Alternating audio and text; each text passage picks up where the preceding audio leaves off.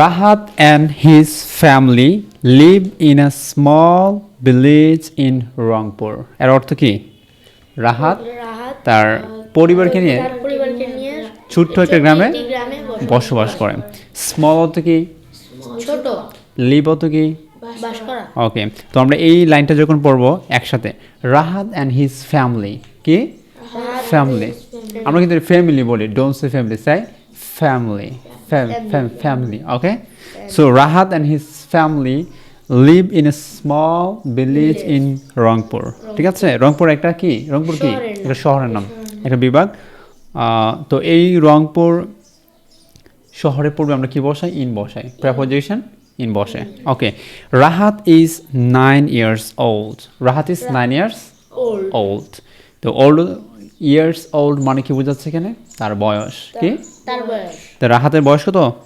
9 বছর। কত? 9 বছর। ওকে, এই যে ক্লাস, কি? ক্লাস। Class, class. আমরা ফোর বলি অনেকেই, সো সঠিক উচ্চারণ হচ্ছে 4, কি?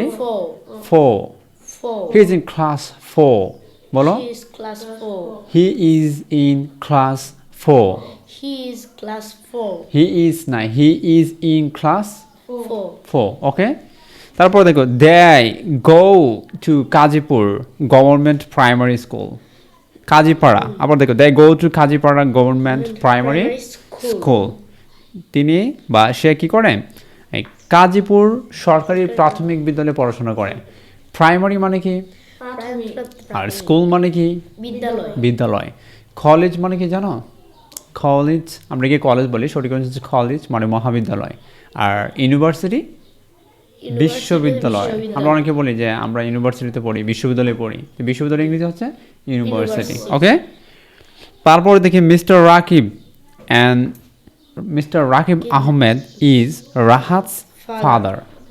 ফাদার, তো মিস্টার রাকিব আহমেদ হচ্ছে রাহাতের বাবা। He is 39 years old। He is 39 years old।